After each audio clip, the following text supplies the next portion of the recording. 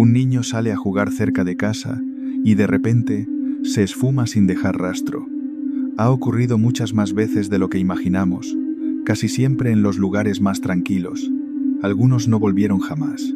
Otros reaparecieron trayendo un misterio aún mayor, rodeados de rumores y leyendas que nadie ha logrado resolver. Hoy vas a conocer 8 historias reales y muy poco conocidas de niños desaparecidos.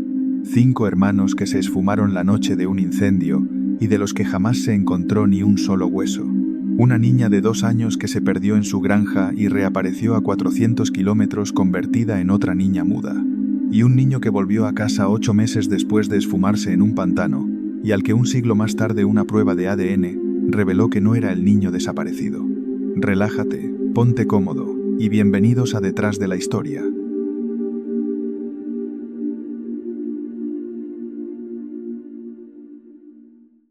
Los hermanos Soder. 5 niños desaparecidos en el incendio de su casa y nunca encontraron los cuerpos.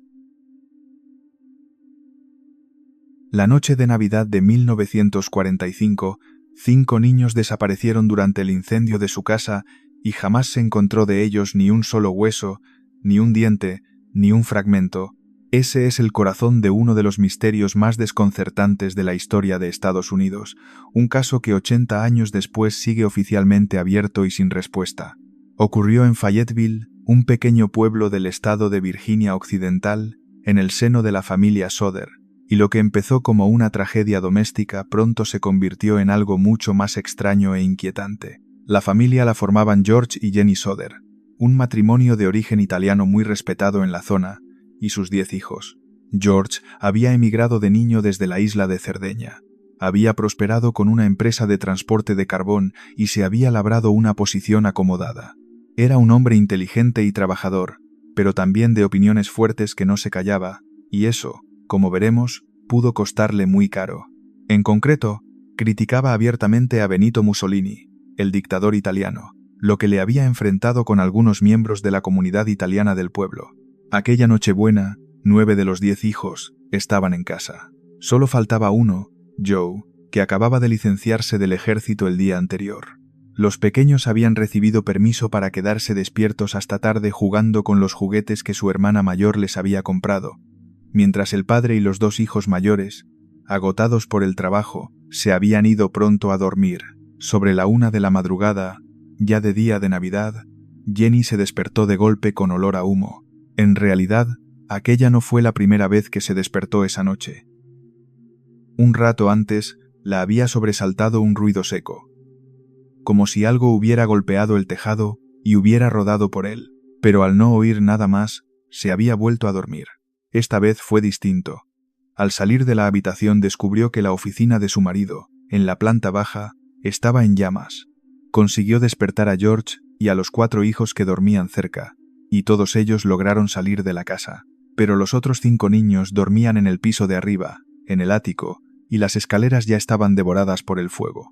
Sus nombres y edades quedarían grabados para siempre en la memoria del pueblo. Maurice, de 14 años, Martha, de 12, Louise, de 10, Jenny, de 8, y la pequeña Betty, de 5. Lo que ocurrió a continuación es una sucesión de detalles tan extraños que cuesta creer que sean todos ciertos. George intentó desesperadamente volver a entrar en la casa para rescatar a sus hijos. Rompió una ventana con el brazo, haciéndose un corte profundo, pero el humo y las llamas se lo impidieron. Entonces recordó la escalera de mano que siempre estaba apoyada en un lateral de la casa. Había desaparecido. Cuando quiso acercar sus 2 camiones a la fachada para subirse encima y llegar a la segunda planta, ninguno de los 2 arrancó, a pesar de que el día anterior habían funcionado perfectamente. Y cuando fue a coger agua de un barril para intentar apagar el fuego, lo encontró completamente congelado. Mientras tanto, la familia intentaba pedir ayuda, y ahí empezó otra cadena de imposibles. El teléfono de casa no funcionaba. Una hija corrió a casa de un vecino para llamar, pero costó dar aviso a los bomberos. Aunque el parque de bomberos estaba a apenas 4 kilómetros, el camión no llegó hasta las 8 de la mañana, cuando la casa ya era un montón de cenizas humeantes.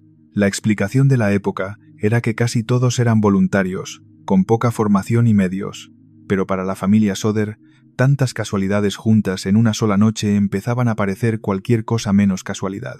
Y lo peor estaba por llegar, porque cuando amaneció y buscaron los cuerpos de sus 5 hijos entre los restos, no encontraron absolutamente nada. Ni un hueso, ni un diente, ni un objeto reconocible. En una casa de madera que había ardido durante menos de una hora, 5 niños parecían haberse desvanecido en el aire sin dejar el menor rastro. Y esa ausencia total de restos sería el detalle que lo cambiaría todo. Meses antes del incendio, un vendedor de seguros al que George había echado de su casa, le lanzó una amenaza escalofriante. Su casa ardería y sus hijos serían destruidos. La frase completa, según la familia, fue todavía más siniestra, porque el hombre añadió que aquello sería el castigo por los comentarios despectivos que George hacía sobre Mussolini. En su momento pudo parecer una bravuconada de un vendedor despechado. Después del 25 de diciembre de 1945, aquellas palabras adquirieron un peso terrible y se convirtieron en una de las claves del caso. No fue la única señal de advertencia. Aquel otoño, un desconocido se había presentado en la casa preguntando por trabajo y mientras merodeaba por la parte trasera, se fijó en los fusibles y comentó que aquello provocaría un incendio algún día. El detalle era desconcertante, porque George acababa de hacer revisar la instalación eléctrica por la compañía, que la había declarado en perfecto estado. Y había algo más. En las semanas previas a la Navidad, los hijos mayores habían visto un coche extraño aparcado cerca de la casa, junto a la carretera, cuyos ocupantes parecían vigilar a los niños más pequeños cuando volvían del colegio. Piezas sueltas que, vistas juntas después, dibujaban un patrón inquietante. La familia empezó entonces a cuestionar la versión oficial, que atribuía el fuego a un fallo eléctrico. Su primer argumento era demoledor. Si el incendio había sido eléctrico, ¿cómo era posible que las luces de Navidad de la casa siguieran encendidas durante las primeras fases del fuego, cuando la corriente debería haberse cortado?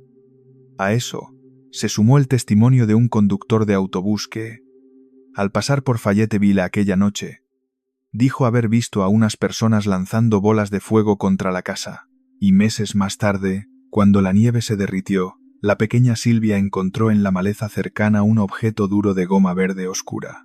George pensó que parecía una especie de artefacto incendiario, tal vez lo que había caído sobre el tejado y había provocado aquel ruido que despertó a Jenny, pero quizá el dato más importante de todos era la ausencia de restos. La familia no entendía cómo 5 cuerpos podían haber desaparecido por completo. El jefe de bomberos sugirió que el fuego había sido tan intenso que los había cremado sin dejar nada. Sin embargo, esa explicación chocaba con la física y con el sentido común. Un incendio doméstico normal, por muy violento que sea, no alcanza la temperatura necesaria para desintegrar por completo 5 esqueletos en menos de una hora. De hecho, otros objetos de la casa que deberían haberse fundido a esas temperaturas aparecieron después relativamente intactos. E incluso algunos electrodomésticos quedaron reconocibles entre los escombros. Si los niños hubieran muerto allí, algo debería haber quedado.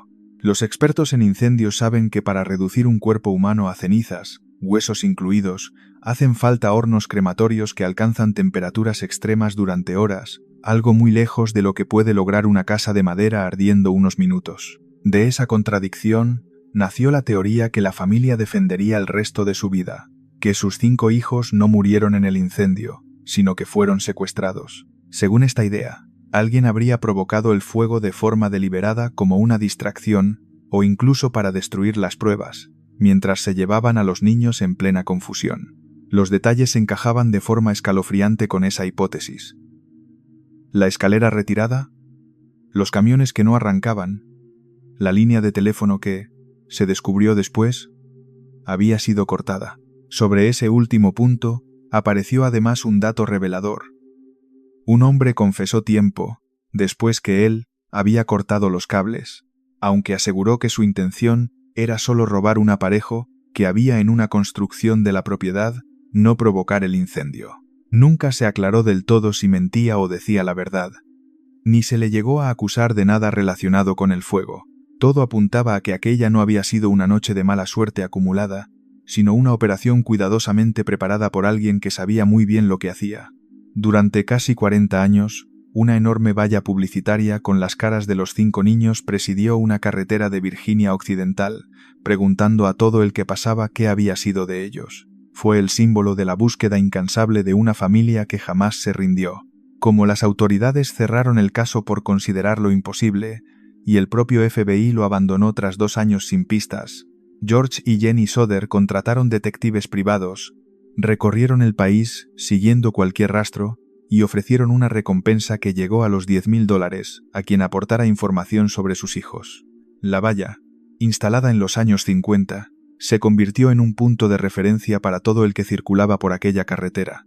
La gente detenía el coche y se acercaba a mirar de cerca las 5 caras de los niños, y muchos de los que crecieron en la zona lo hicieron viendo aquellos rostros solemnes cada vez que pasaban por allí.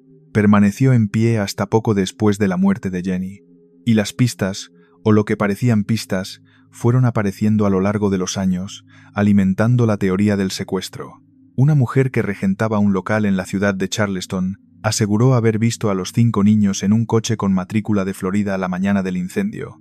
La encargada de un motel afirmó que, pocos días después del fuego, 4 niños que encajaban con la descripción se habían alojado allí acompañados de 2 hombres y 2 mujeres de aspecto italiano que se mostraban muy reservados y no dejaban hablar a los pequeños con nadie. Estos avistamientos hicieron crecer la sospecha de que los niños habían sido secuestrados, quizá por la mafia, y sacados de la zona. El caso dio un giro aún más extraño en los años 50, cuando Jenny recibió por correo una carta con una fotografía de un joven, que se parecía asombrosamente a Louis, uno de los niños desaparecidos, ya crecido. La foto venía sin remite claro, pero con matasellos de otro estado. La familia contrató a un investigador para que viajara hasta la dirección de origen. El detective llegó, empezó a hacer preguntas y a partir de ahí, desapareció. Nunca volvió a ponerse en contacto con los Soder y jamás se supo qué había averiguado. Aquel silencio repentino, en lugar de dar respuestas, añadió una capa más de misterio a una historia que ya parecía imposible. Junto a los hechos documentados, con los años fueron surgiendo toda clase de leyendas y rumores en torno al caso, y conviene distinguir unos de otros. La versión más extendida en el pueblo era que la mafia italiana había orquestado el secuestro como venganza por las críticas de George a Mussolini, después de que éste se hubiera negado a colaborar o a pagar algún tipo de protección. Otros rumores aseguraban que los niños habían sido entregados a un orfanato, o incluso llevados de vuelta a Italia. También circuló la idea de que alguna otra familia los había criado sin saber su verdadero origen. Ninguna de estas versiones llegó a probarse jamás, pero todas se cuentan aún hoy en la zona como parte del folclore del caso. Hubo, además, un episodio verdaderamente macabro. Tiempo después del incendio, el jefe de bomberos le dijo a la familia que había encontrado un corazón entre las cenizas y que lo había enterrado en una caja en el lugar. Cuando los Soder desenterraron la caja y la llevaron a un experto, este determinó que no era un corazón humano, sino un trozo de hígado de vaca que ni siquiera había sido tocado por el fuego. El propio jefe de bomberos habría admitido después que lo había colocado allí para convencer a la familia de que sus hijos habían muerto y de que dejaran de buscar. Años más tarde, una excavación en el terreno reveló unas vértebras humanas, pero el análisis concluyó que pertenecían a un varón de entre 16 y 22 años, una edad que no encajaba con ninguno de los 5 niños. Jenny cuidó hasta su muerte. En 1989, el jardín conmemorativo que la familia levantó sobre las ruinas, convencida de que sus hijos seguían ahí fuera. 80 años después, el caso continúa oficialmente abierto. Pauline Picard. La niña que desapareció en Francia y reapareció siendo otra. Una niña de 2 años se esfumó de la granja de sus padres mientras jugaba y más de 150 personas peinaron la zona sin encontrar de ella ni el más mínimo rastro. Así empezó uno de los casos más extraños y perturbadores de la Francia del siglo XX, una historia real y documentada que, más de 100 años después, sigue sin tener una explicación que convenza a nadie. Ocurrió en abril de 1922, en un rincón perdido de la región de Bretaña, en el noroeste de Francia, y lo que vino después convirtió una desaparición ya de por sí angustiosa en un auténtico rompecabezas imposible. La protagonista se llamaba Pauline Picard. Tenía alrededor de 2 años y medio y era la penúltima de los 9 hijos de un matrimonio de granjeros, François y Marianne Picard. La familia vivía en un lugar llamado Goas-al-Ludu, un caserío tan diminuto y aislado que apenas consistía en una sola vivienda, en pleno macizo montañoso de los montes de Arrée. Era una zona rural, dura y apartada, donde la gente hablaba bretón, la lengua propia de la región, y donde todos se conocían. Aquel aislamiento es importante para entender lo que vendría después, porque en un sitio así una niña no podía simplemente desaparecer sin que alguien la viera marchar. Aquella tarde de abril, la pequeña Pauline estaba jugando al aire libre, cerca de la casa, como tantas otras veces, sin que nada hiciera presagiar lo que estaba a punto de ocurrir. Cuando la familia se dio cuenta de que la niña no volvía, saltaron todas las alarmas. Aquel mismo día, con una fuerte tormenta descargando sobre la comarca, los padres empezaron a buscarla por la propiedad y los alrededores. Al día siguiente, avisaron a los vecinos, y en cuestión de horas se organizó una batida enorme para el tamaño de aquel lugar. Más de 150 personas rastrearon la granja, los bosques cercanos, los campos, los muros de piedra y los setos espesos donde una niña pequeña podría haberse escondido o caído. Participaron voluntarios, la policía e incluso perros rastreadores. Y aún así, no apareció absolutamente nada. Ni una prenda, ni una huella, ni un solo indicio que revelara por dónde había ido. La ausencia total de rastro alimentó desde el primer momento las explicaciones más variadas. La hipótesis más piadosa era que la niña se había alejado sola de la granja y había muerto de frío por la tormenta, o que había sido atacada por un jabalí, un animal habitual y peligroso en aquellos montes. Pero incluso esa idea chocaba con un hecho incómodo. Si algo así hubiera pasado, tarde o temprano deberían haber encontrado su cuerpo, y no fue así. Cuanto más buscaban sin resultado, más difícil resultaba creer que aquello hubiera sido un simple accidente. Algo no encajaba, y muy pronto, en un pueblo tan pequeño, empezaron a correr los rumores. Se habló de un desollinador que había pasado por la zona y que supuestamente habría atraído a Pauline con caramelos. Una vecina aseguró haber visto a 2 desconocidos merodeando cerca de la granja justo cuando ocurrió la desaparición. Otros susurraban que la niña había sido robada por gitanos que andaban de paso, aunque nadie había visto a ninguno por allí en aquellas fechas. Ninguna de estas versiones tenía prueba alguna, pero todas circulaban de boca en boca, y había un detalle, que entonces pareció menor, en el que la investigación acabaría fijándose. Un vendedor ambulante de paraguas que trabajaba para la familia había estado esa misma mañana en la granja, había desayunado con ellos, y sentía por la pequeña Pauline un cariño que a algunos les resultaba demasiado insistente. Solía cogerla en brazos y le repetía que iba a buscarle un buen hogar en otro pueblo. Ese día, además, los padres habían dejado un rato a la niña a solas con él, y alguien llegó a asegurar que le oyó decirle a Pauline que se iría con él. En aquel momento, nadie le dio mayor importancia. Después, cuando el caso se complicó hasta lo indescifrable, aquellas palabras cobraron un peso siniestro. Un mes después de la desaparición, la policía dio a los Picard una noticia asombrosa. Una niña idéntica a Pauline había aparecido en una ciudad situada a 400 kilómetros de distancia. La ciudad era Cherburgo, en la región de Normandía, un lugar al que la humilde familia de granjeros no había ido jamás y que quedaba lejísimos de su aldea perdida en los montes. Según los primeros informes, la niña había sido hallada vagando sola por las calles, abandonada. Los detalles de cómo apareció exactamente son confusos, y las distintas versiones de la prensa de la época se contradicen, pero coinciden en lo esencial. Había una niña pequeña, sola y perdida, que encajaba a la perfección con la descripción de Pauline. La pequeña fue llevada a un hospital, y allí ocurrió algo llamativo. No pronunciaba una sola palabra. Estaba muda, no hablaba con nadie, como si el miedo o algo peor le hubiera robado la voz. Cuando le mostraron una fotografía de la niña a la madre de Pauline, ésta no tuvo dudas. Exclamó que era su hija, su pobre pequeña Pauline, y se preguntó entre lágrimas cómo era posible que estuviera tan lejos de casa. Aquella reacción de la madre es comprensible. Llevaba un mes sumida en la angustia, y de pronto le ofrecían la posibilidad de recuperar a su hija. Llenos de esperanza, los Picard emprendieron el que sería el primer viaje en tren de toda su vida. cruzando media Francia para reunirse con la niña que creían haber recuperado. Al llegar, fueron directos al hospital a verla. Parecía un milagro, el final feliz de una pesadilla, pero el reencuentro no fue como esperaban, y desde el principio algo chirriaba. La niña se mostraba temerosa y esquiva, muy asustadiza, y en ningún momento hablaba en bretón, la lengua materna que Pauline conocía. Los padres, aferrados a la esperanza, atribuyeron todo aquello al trauma de lo que fuera que la niña había vivido y decidieron ignorar las diferencias. Se la llevaron de vuelta a Bretaña, a la granja de Goas-al-Ludu. Durante un tiempo quisieron creer que la pequeña se estaba readaptando, que volvía a ser ella misma, y que incluso parecía reconocer la granja. Sin embargo, cuanto más tiempo pasaban juntos, más crecía en ellos una duda insoportable. ¿De verdad? ¿Aquella niña era su hija? Las discrepancias eran demasiadas para ignorarlas del todo.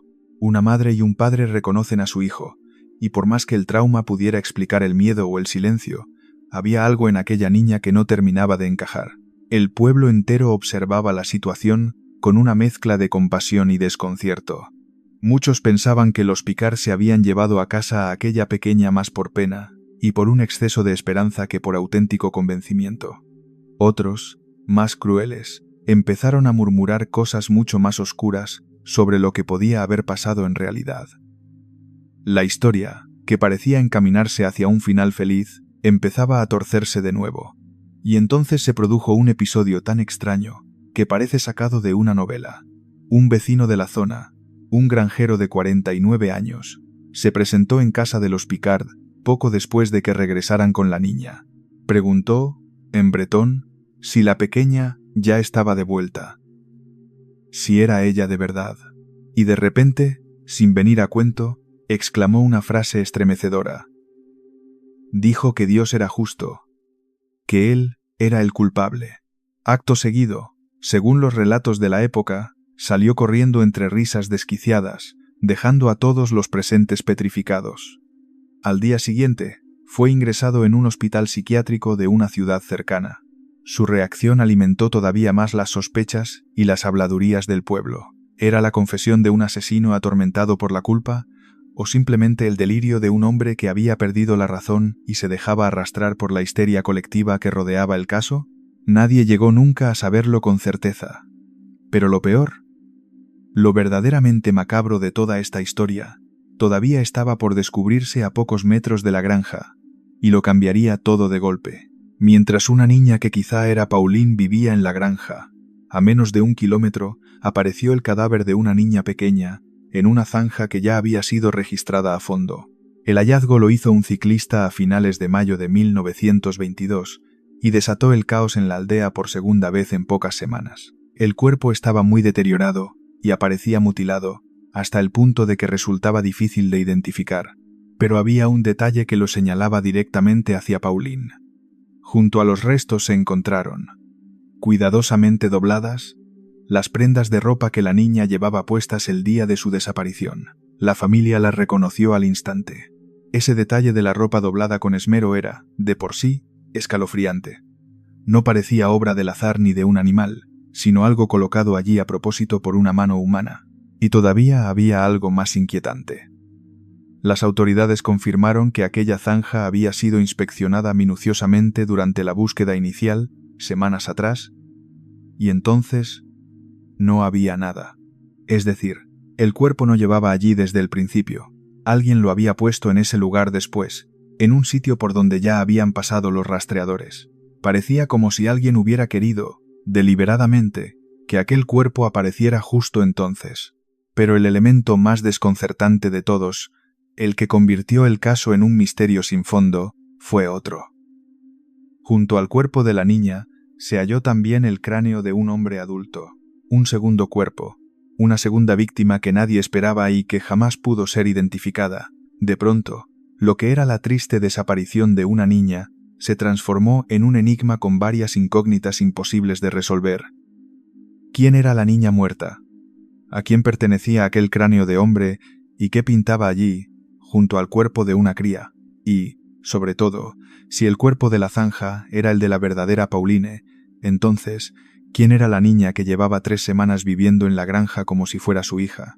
3 preguntas, 3 misterios superpuestos, y ni una sola respuesta firme para ninguno de ellos.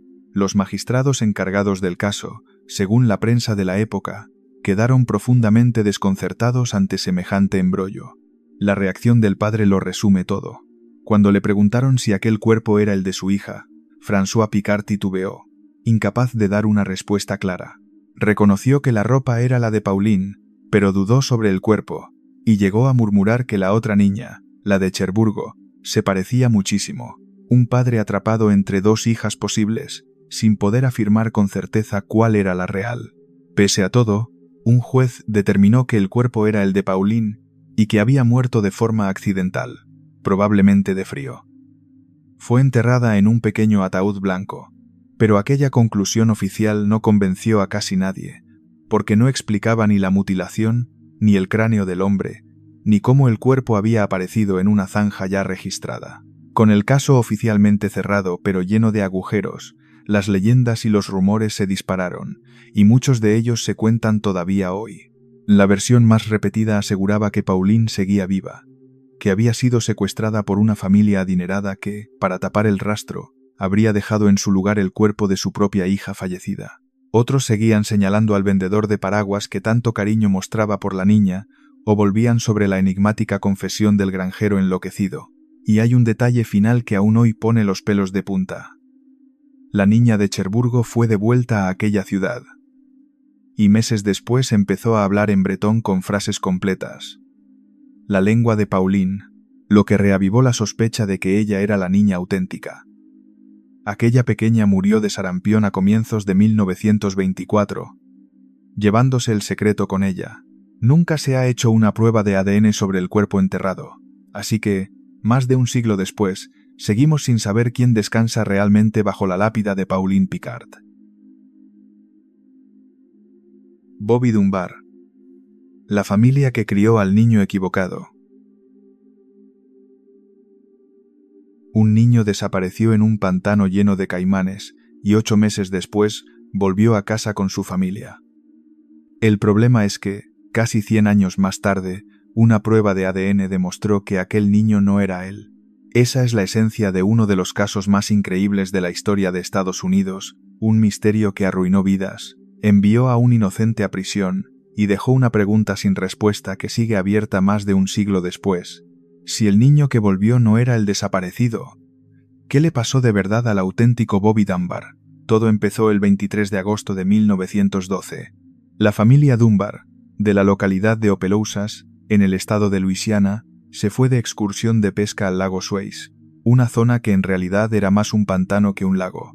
Aguas turbias, vegetación densísima, serpientes y, sobre todo, caimanes. Percy y Leslie Dunbar llevaron consigo a sus hijos, entre ellos el mayor, Robert Clarence, un niño de 4 años al que todos llamaban cariñosamente Bobby. Era un crío de grandes ojos azules y mejillas sonrosadas, y aquel día jugaba junto al agua como cualquier otro niño de su edad. Cerca del mediodía, cuando la familia se dirigió a las cabañas para comer, Bobby desapareció. En cuestión de minutos, el niño se había esfumado sin dejar rastro. Los padres empezaron a buscarlo desesperados, gritando su nombre por los alrededores, pero el pantano se lo había tragado en un abrir y cerrar de ojos. La densísima vegetación hacía casi imposible ver más allá de unos pocos metros, y aquel terreno hostil convertía cualquier búsqueda en una pesadilla. Cuando quedó claro que no aparecía, avisaron a las autoridades, y lo que siguió fue uno de los operativos de búsqueda más grandes que se recordaban en la zona. La magnitud del despliegue da idea de la angustia del momento. Decenas y luego cientos de hombres se sumaron a la búsqueda. Se habla de hasta 2000 voluntarios peinando los pantanos y los pueblos cercanos. Como se temía que el niño se hubiera ahogado, se llegó a hacer algo tan desesperado como brutal. Capturaron caimanes y los abrieron en canal para comprobar si se habían tragado al pequeño, y hasta lanzaron cargas de dinamita al agua con la esperanza de que el cuerpo saliera a la superficie. Nada de aquello dio resultado. No apareció ni el niño ni ningún resto que permitiera saber qué le había ocurrido. Sin embargo, Un hallazgo cambió el rumbo de la investigación. Los rastreadores encontraron unas huellas de pies descalzos que salían del pantano en dirección a las vías del tren, y varios testigos hablaron de un hombre extraño merodeando por la zona. Con esos indicios sobre la mesa, las autoridades se convencieron de que Bobby no se había ahogado, sino que había sido secuestrado. Los Dunbar se aferraron a esa esperanza con todas sus fuerzas. Ofrecieron una cuantiosa recompensa por su hijo. Imprimieron y repartieron por todo el país postales con su foto y una descripción muy detallada, que incluía un dato que sería clave: una cicatriz de quemadura en el dedo gordo del pie izquierdo. Empezaba así una búsqueda que mantendría en vilo a toda la nación. Aquella descripción tan minuciosa refleja la desesperación de una madre y un padre que se negaban a perder la esperanza. La postal detallaba que el niño tenía los ojos azules, grandes y redondos, el pelo claro pero que empezaba a oscurecerse, la piel muy blanca con las mejillas sonrosadas, y ese detalle inconfundible de la cicatriz en el pie. Los Dunbar querían que cualquiera que se cruzara con su hijo en cualquier rincón del país pudiera reconocerlo al instante. La prensa se volcó con el caso, que se convirtió en una de esas historias que atrapan a todo un país, con periódicos de todo Estados Unidos siguiendo cada giro y cada supuesta pista. Aquel interés desató, como suele ocurrir, una avalancha de supuestos avistamientos. De pronto, a Bobby Dunbar lo veían en sitios muy distintos y alejados entre sí, y cada aviso reavivaba la esperanza de los padres antes de quedar en nada. Durante 8 largos meses, la familia vivió en esa montaña rusa de ilusión y decepción, sin acercarse ni un paso a la verdad, hasta que, por fin, llegó una noticia que parecía la buena, la definitiva. En el estado vecino de Mississippi, habían encontrado a un niño que encajaba a la perfección con la descripción del pequeño desaparecido. Los Dunbar no lo sabían aún, pero aquel hallazgo, lejos de cerrar el caso, iba a abrir un misterio mucho más profundo y doloroso. El niño que encontraron en Mississippi viajaba con un hombre que aseguraba que no era Bobby Dunbar, sino un crío completamente distinto. Ese hombre se llamaba William Cantwell Walters, un trabajador ambulante que se dedicaba a afinar y reparar pianos y órganos, y que recorría la región de pueblo en pueblo. Cuando las autoridades lo interceptaron, Walters dio una explicación clara y coherente.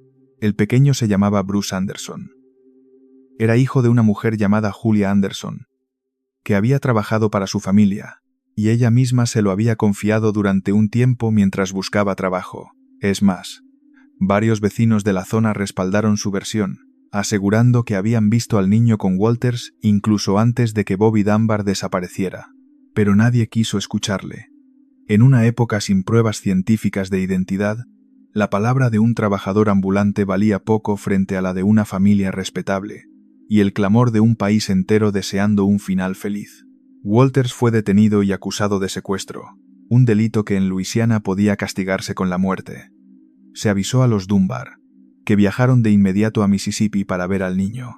Y aquí es donde la historia se llena de contradicciones que nunca se han aclarado del todo. Según algunas versiones de la prensa, el reencuentro fue jubiloso y el niño gritó «Mamá» al ver a Leslie.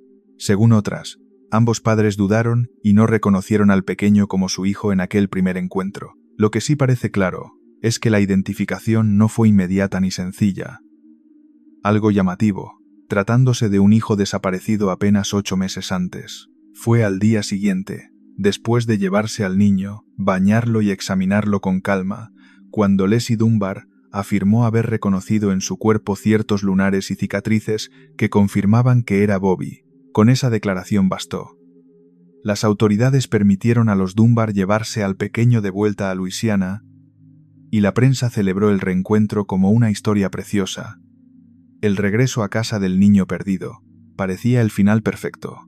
Pero entonces apareció otra persona dispuesta a pelear por aquel mismo niño. Esa persona era Julia Anderson, la madre de Carolina del Norte de la que había hablado Walters. En cuanto se enteró, viajó hasta Luisiana para reclamar al pequeño, insistiendo en que no era Bobby Dunbar, sino su hijo Bruce, al que había dejado al cuidado de Walters durante lo que pensaba que serían unos días, y que se habían convertido en meses. Le permitieron ver al niño junto a otros pequeños de edad parecida, y aquí cometió el error que la hundiría. no fue capaz de señalar de inmediato cuál era su hijo. Hay que decir en su favor que el pequeño, de pronto instalado en una casa espaciosa llena de juguetes e incluso con un pony, se mostraba distante y ajeno a ella, como si no la reconociera. Al día siguiente, tras poder examinarlo con más calma, afirmó con total seguridad que sí era Bruce e intentó llevárselo. Pero ya era tarde.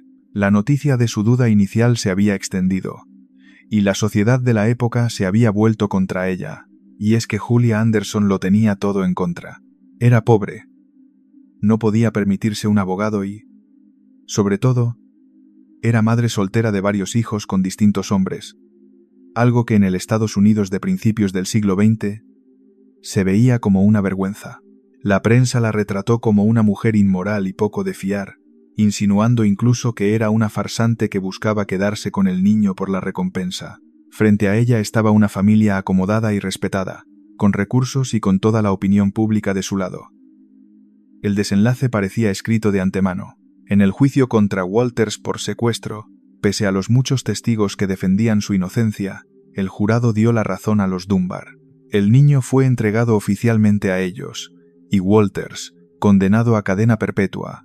Julia Anderson, sin dinero para seguir peleando, regresó a casa derrotada, dejando atrás a un niño que ella juraba que era su hijo. La historia parecía cerrada de la forma más injusta posible, y así permanecería durante casi un siglo, hasta que la ciencia dio la palabra final. Durante 92 años, aquel niño vivió convencido de ser Bobby Dunbar, hasta que una prueba de ADN destrozó esa certeza. Tras el juicio, el pequeño creció como Bobby Dunbar en Luisiana, en el seno de la familia que lo había reclamado. Tuvo una vida larga y aparentemente normal. Se casó, tuvo 4 hijos y murió en 1966. Según su propia familia, siempre insistió en que sabía perfectamente quién era, aunque otros parientes contaron que, en el fondo, arrastró toda su vida cierta incertidumbre sobre su verdadera identidad. Mientras tanto, William Walters, el hombre condenado, cumplió 2 años de prisión antes de que su condena fuera anulada por un defecto legal. No se le volvió a juzgar y mantuvo su inocencia hasta el día de su muerte. La duda, sin embargo, nunca desapareció del todo, y décadas después fue una integrante de la propia familia quien decidió afrontarla. Una nieta del hombre que había vivido como Bobby, llamada Margaret, empezó a investigar el caso a fondo. Curiosamente, ella lo hacía con la intención de demostrar de una vez por todas que su abuelo era el auténtico Bobby Dunbar y zanjar las viejas habladurías. Pero cuanto más rebuscaba en los archivos, los recortes de prensa y los testimonios, más crecían sus dudas. La única forma de salir de la incógnita era recurrir a algo que en 1912 no existía: una prueba genética. En 2004 se hizo por fin esa prueba. Se comparó el ADN del hijo del hombre que había vivido como Bobby Dunbar con el de un primo, descendiente directo de un hermano menor de Bobby. Si ambos eran realmente familia, sus perfiles genéticos debían coincidir en cierto grado. El resultado fue concluyente y demoledor. No existía ningún parentesco de sangre entre ellos. La verdad, enterrada durante casi un siglo, salía por fin a la luz. El niño que los Dunbar habían llevado a casa en 1913 nunca había sido su hijo. Era, con toda probabilidad, Bruce Anderson, el hijo de Julia Anderson. Exactamente como ella, Walters y tantos vecinos habían jurado desde el principio. Todo aquel drama, la condena de un inocente, el sufrimiento de una madre a la que nadie creyó y una identidad robada durante generaciones, se había construido sobre un error que la ciencia tardó 92 años en corregir. Aquel resultado tuvo un efecto reparador para 2 familias que habían cargado durante generaciones con una injusticia. Los descendientes de Julia Anderson sintieron por fin reconocida la verdad que su antepasada había defendido sola y sin ser creída. Y la familia de William Walters vio limpiado el nombre de un hombre que había sido encarcelado por un secuestro que nunca cometió. Julia, por cierto, rehizo su vida. Se casó y tuvo 8 hijos más, a los que crió, contándoles que tenían un hermano al que les habían arrebatado. La ciencia le daba la razón, aunque ella ya no estuviera para verlo. Pero la resolución de un misterio abrió de golpe otro aún más doloroso y que sigue sin respuesta. Si el niño que volvió no era Bobby, entonces, ¿Qué le ocurrió de verdad al auténtico Bobby Dunbar, el que se esfumó en el pantano en 1912? Sobre esto solo quedan teorías. Y aquí es donde la historia real se mezcla con las leyendas. La hipótesis más aceptada, defendida incluso por la nieta que destapó el caso, es la más triste, que el pequeño de 4 años se cayó al lago aquel día y se ahogó, o fue devorado por uno de los muchos caimanes que infestaban aquellas aguas, lo que explicaría que jamás se encontrara su cuerpo. Otros mantienen viva la vieja idea del secuestro, aferrándose a aquellas huellas descalzas rumbo a las vías del tren y al hombre extraño que se vio merodeando. En la región, el caso se cuenta aún hoy como una especie de leyenda local, la del niño que desapareció en el pantano y del que ocupó su lugar. Más de 100 años después, aquella pregunta sigue flotando sobre las aguas turbias del lago Swayze, sin que nadie haya podido responderla. Johnny Gosch. La desaparición que cambió las leyes de todo un país. Un niño de 12 años salió a repartir periódicos al amanecer y nunca volvió a casa. Lo único que quedó de él fue su carrito rojo, abandonado en la acera y todavía lleno de periódicos sin entregar. Ocurrió el 5 de septiembre de 1982, en West Des Moines, un tranquilo suburbio del estado de Iowa, en Estados Unidos. El niño se llamaba Johnny Gosch, y su desaparición no solo se convirtió en uno de los casos sin resolver más famosos y debatidos del país, sino que además cambió para siempre la forma en que Estados Unidos busca a sus niños perdidos. Johnny era un chaval espabilado y responsable de 12 años. Tenía una ruta de reparto de periódicos por su vecindario, un trabajo con el que se ganaba unos $, que solía gastar en piezas para sus cohetes de juguete y de vez en cuando en comprarle una sola rosa a su madre. Habitualmente, su padre lo acompañaba en el reparto de la madrugada, pero aquel domingo, Johnny quiso demostrar que ya era mayor y decidió hacer la ruta él solo por primera vez. No despertó a su padre. Salió de casa antes del amanecer, llevándose únicamente al pequeño perro salchicha de la familia, Gretchen, que trotaba a su lado. Johnny llegó sin problema al punto donde se dejaban los periódicos, a apenas 1 minuto de su casa, en una esquina del barrio. Allí lo vieron otros repartidores, otros chavales que estaban recogiendo sus propios fajos de diarios. Cargó su carrito y, según esos testigos, todo parecía completamente normal. Ese fue el último momento en que varias personas vieron a Johnny Gosch con vida de forma confirmada. A partir de ahí, algo ocurrió en cuestión de minutos, en unas calles residenciales y a plena luz del amanecer, que hizo que el niño se esfumara sin que nadie pudiera impedirlo. Los detalles que aportaron aquellos otros repartidores son inquietantes. Uno de ellos, un chico llamado Mike, dijo haber visto a Johnny hablando con un hombre corpulento dentro de un coche azul de 2 tonos, aparcado cerca del punto de reparto. Otro testigo se fijó en la misma escena y le pareció extraña. Según contó después, el hombre del coche había apagado el motor, había abierto la puerta del copiloto y había sacado los pies fuera, justo donde los chavales montaban sus periódicos. Aquel desconocido preguntaba supuestamente por una dirección, y Johnny llegó a pedirle a otro niño que le ayudara a orientarlo.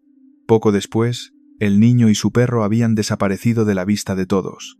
Cuando Johnny no volvió a casa, sus padres salieron a buscarlo por la ruta y encontraron la escena que lo decía todo, sin decir nada.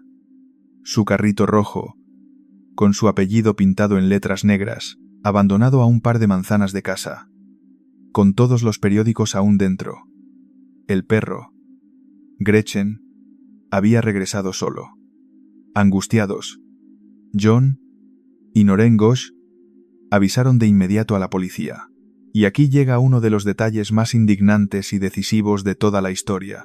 Como no había ninguna nota de rescate ni señales evidentes de un delito, la policía dio por hecho que el niño se había escapado de casa y alegó que la ley les permitía esperar 72 horas antes de iniciar la búsqueda. Aquellas horas perdidas, cruciales, le dieron al secuestrador todo el tiempo del mundo para desaparecer. Ese margen de 72 horas era una norma habitual en la época, pensada para los adolescentes que se marchaban de casa por su cuenta y volvían a los pocos días. Pero aplicarla a un niño de 12 años, trabajador y sin ningún motivo para huir, cuyo carrito había aparecido abandonado en plena ruta, fue un error garrafal. Los padres de Johnny sabían perfectamente que su hijo jamás se habría escapado, y menos dejando el trabajo a medias. Sabían que algo terrible había pasado, pero durante esas primeras horas, las más importantes en cualquier desaparición, se encontraron prácticamente solos, sin el respaldo de una investigación oficial en marcha. Cuando la policía por fin empezó a moverse en serio, el rastro ya se había enfriado. No había apenas pistas que seguir, más allá de los testimonios de los otros repartidores sobre aquel coche azul y aquel hombre corpulento. No había huellas, ni una dirección, ni un sospechoso claro. El pequeño Johnny Gosch, de 12 años, se había convertido de la noche a la mañana en un fantasma, en un niño desaparecido sin dejar rastro en su propio y tranquilo barrio. Lo que sus padres no podían imaginar aquella mañana angustiosa es que la búsqueda de su hijo se prolongaría durante décadas y que su nombre acabaría conociéndose en todos los rincones del país. La madre de Johnny convirtió la desaparición de su hijo en una cruzada que terminaría cambiando las leyes de todo un país. Ante la lentitud y el escepticismo de la policía, Noreen Gosch decidió no quedarse de brazos cruzados. Contrató a investigadores privados, organizó búsquedas por su cuenta y se dedicó en cuerpo y alma a mantener el caso vivo en los medios. Aquella madre desesperada se transformó en una de las activistas más importantes de la historia de Estados Unidos en la lucha contra la desaparición de menores, y muchos niños posteriores le deben, sin saberlo, su seguridad. Su primer gran logro fue una ley. Noreen presionó a las instituciones hasta conseguir que, en 1984, el estado de Iowa aprobara la llamada ley Johnny Gosch. Aquella norma acababa con la absurda espera de 72 horas y obligaba a la policía a iniciar la búsqueda de un niño desaparecido de forma inmediata, sin demoras. Era exactamente lo que a ella le habían negado en las horas más críticas. Con el tiempo, Noreen fue más allá de Iowa. Creó una fundación con el nombre de su hijo, recorrió colegios y seminarios explicando cómo actúan los depredadores que se acercan a los niños y se convirtió en una voz nacional que denunciaba, una y otra vez, lo mal preparadas que estaban las instituciones para responder ante la desaparición de un menor. Gracias a esa ley y a las campañas que impulsó, el caso de Johnny sirvió para que las desapariciones infantiles empezaran a tratarse por fin con la urgencia que merecen. La tragedia de un niño se transformó en una herramienta para salvar a otros. Pero quizá la imagen más recordada de todo el caso, la que lo grabó en la memoria colectiva de una generación entera, fueron los cartones de leche. El rostro de Johnny Gosch fue uno de los primeros en aparecer impreso en los envases de leche que se vendían por todo el país, dentro de una campaña pionera para difundir las fotos de niños desaparecidos. De repente, millones de familias estadounidenses desayunaban cada mañana mirando la cara de aquel niño perdido y la pregunta de si alguien lo había visto. Aquella campaña, nacida en parte de este caso, convirtió a los llamados niños del cartón de leche en un símbolo imborrable de toda una época y sembró en toda una generación de niños estadounidenses la conciencia, hasta entonces poco extendida, de que algo así podía pasarle a cualquiera, incluso en el barrio más tranquilo. El misterio se volvió aún más inquietante cuando se comprobó que Johnny no había sido el único. 2 años después, en agosto de 1984, otro repartidor de periódicos de la zona de Des Moines, un chico llamado Eugene Martin, desapareció en circunstancias sorprendentemente parecidas mientras hacía su ruta, y en 1986, un tercer chaval de la misma edad, Mark Allen, también se esfumó. Los 3 tenían alrededor de 13 años. Los 3 eran de la misma zona, y entre una desaparición y otra habían pasado aproximadamente 2 años. Las autoridades nunca pudieron demostrar una conexión entre los casos, pero las semejanzas eran demasiado llamativas para no reparar en ellas. Ese patrón alimentó una sospecha escalofriante, la de que no se tratara de secuestros aislados, sino de la obra de una red organizada que actuaba en la zona seleccionando a niños de un perfil concreto. Noreen Gosch llegó a afirmar algo verdaderamente perturbador, que un investigador privado que trabajaba en el caso de su hijo le había advertido, meses antes, de que otro repartidor de periódicos sería secuestrado en la zona sur de Des Moines durante el verano siguiente.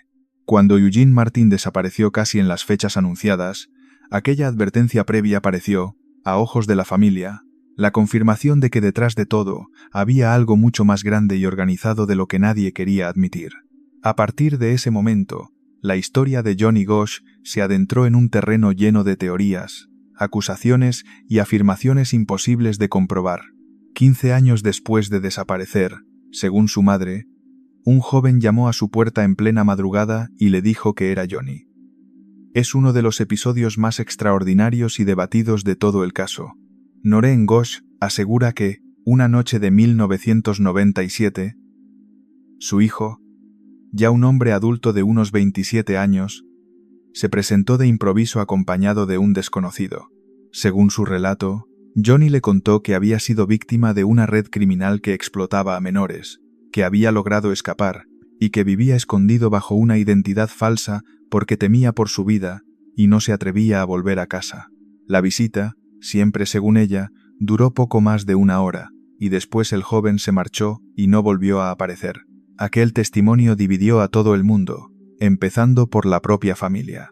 El padre de Johnny, del que Noreen se había divorciado años antes, declaró públicamente que no estaba seguro de que esa visita hubiera ocurrido realmente. Para unos, era el reencuentro real, aunque fugaz, de una madre con su hijo perdido. Para otros, el fruto del dolor y la esperanza desesperada de una mujer que llevaba 15 años buscando.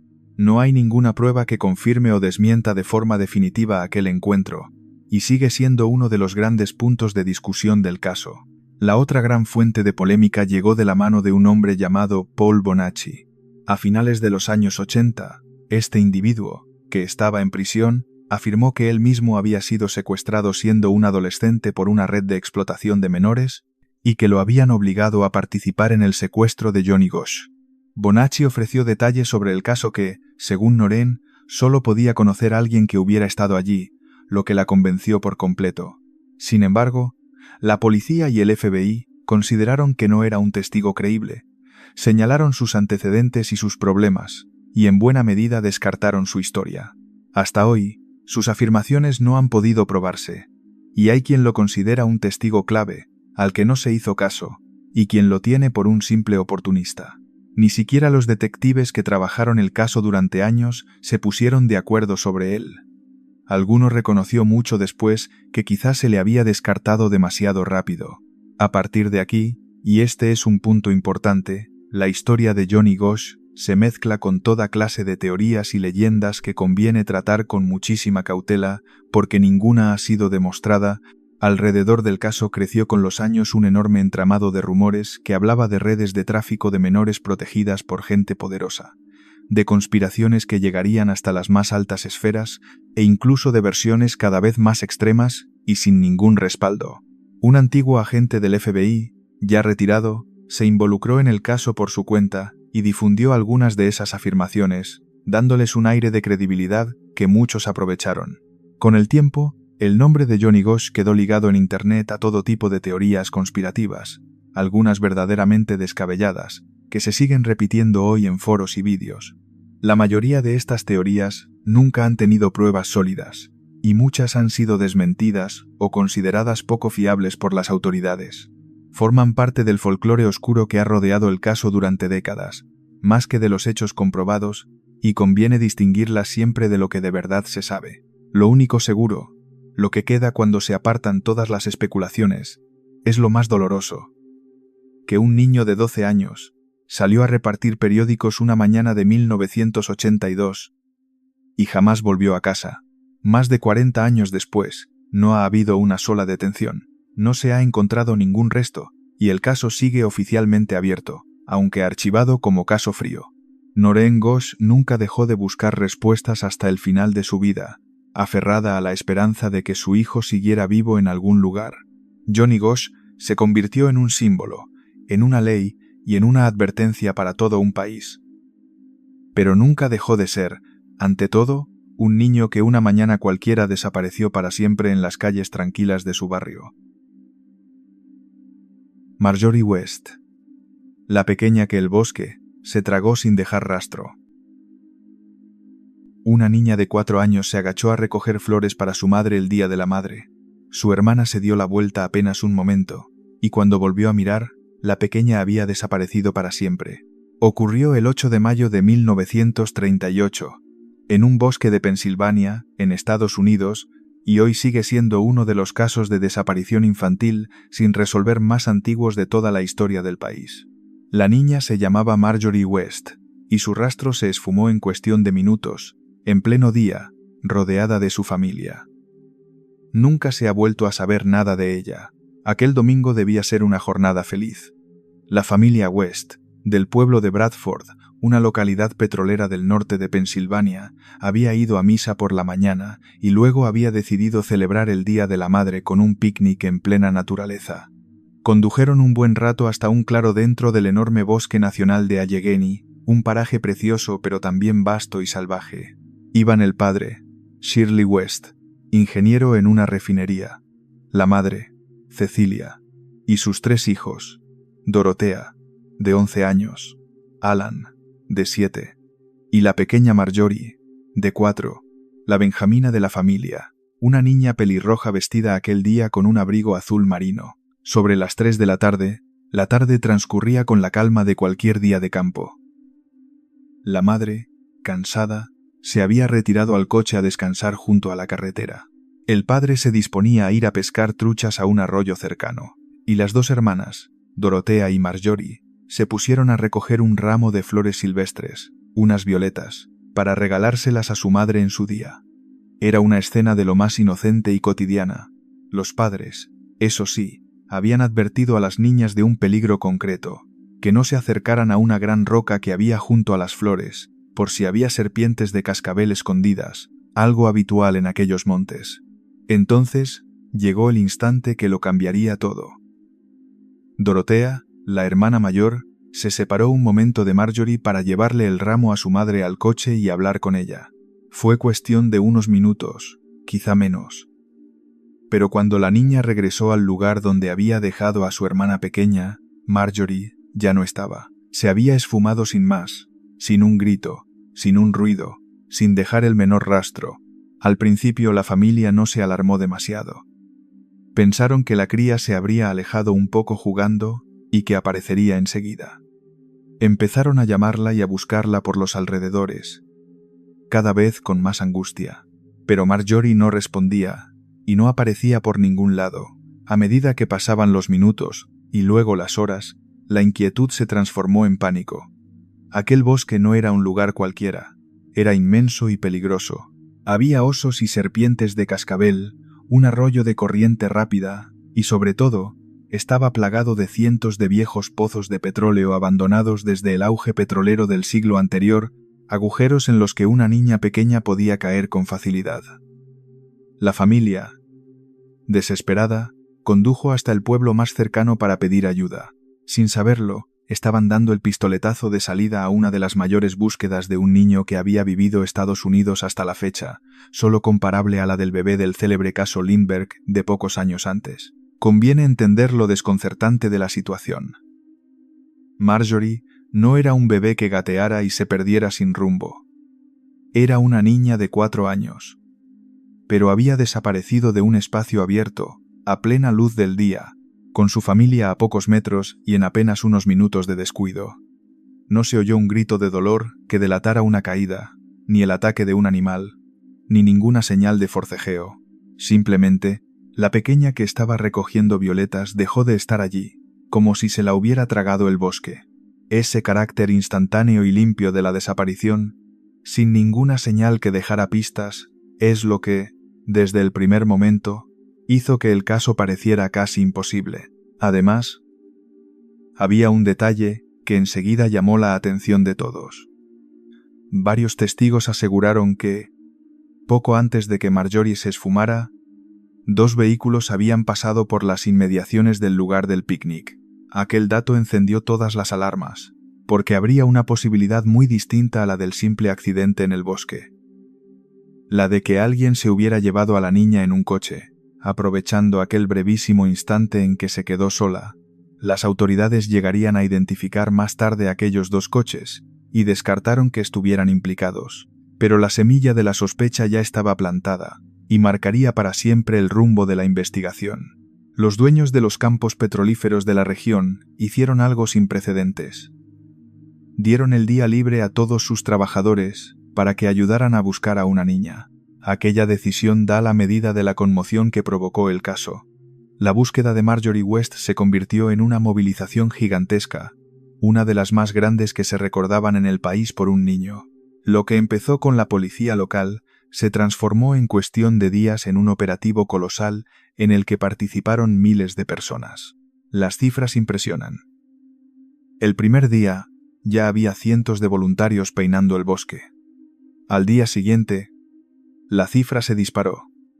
500 hombres llegaron a rastrear la zona, y cuando el alcalde hizo un llamamiento pidiendo 1000 voluntarios, la respuesta fue abrumadora. Acudieron trabajadores del petróleo, mineros del carbón, veteranos de la Primera Guerra Mundial, miembros de comunidades indígenas de la zona, policías con perros rastreadores, tropas de la Guardia Nacional e incluso voluntarios que sobrevolaban el bosque en avioneta.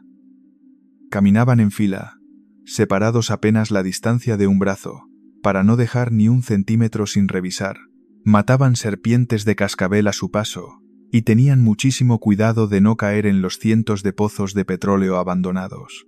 Durante la búsqueda, revisaron cada rincón de aquel paraje hostil, alumbraron con linternas el interior de pozos abandonados y galerías de mina, rastrearon el arroyo palmo a palmo, se adentraron en la maleza más enmarañada. La ciudad llegó a quedarse sin linternas, porque todas se pusieron al servicio de la búsqueda nocturna, y sin embargo, pese a aquel despliegue descomunal, no aparecía nada. Ni la niña, ni un zapato, ni un trozo de ropa, ni una huella. Los expertos señalaban un dato inquietante. Si Marjorie se hubiera perdido en el bosque y hubiera pasado a la intemperie más de unos pocos días, no habría sobrevivido al frío y a las condiciones. Pero su cuerpo tampoco aparecía por ningún lado. Y eso planteaba una paradoja difícil de resolver.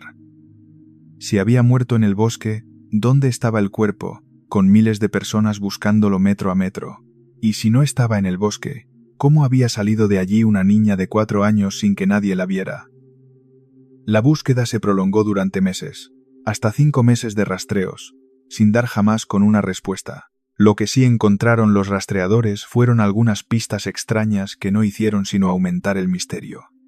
En un momento dado, dieron con lo que parecía una tumba recién cavada en lo profundo del bosque. El hallazgo heló la sangre de todos, pero al excavarla resultó no ser una tumba, sino un barril de vino enterrado. También apareció un trozo de encaje que algunos pensaron que podía ser de la ropa de Marjorie, hasta que se confirmó que la niña no llevaba nada de encaje el día que desapareció.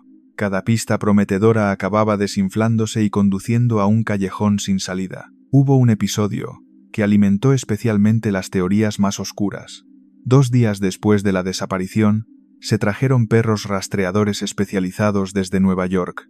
Según publicaron 2 periódicos locales de la época, los perros captaron el olor de Marjorie y lo siguieron cuesta arriba por la montaña, a lo largo de casi 1 kilómetro, hasta llegar a una cabaña que tenía la puerta clavada, cerrada a cal y canto. La cabaña fue registrada a fondo, pero no ofreció ninguna pista sobre el paradero de la niña. Aquel rastro que subía la montaña y moría en una cabaña sellada quedó como uno de los grandes interrogantes del caso. Uno de esos detalles que, décadas después, todavía hacen preguntarse a mucha gente qué ocurrió de verdad en aquel bosque.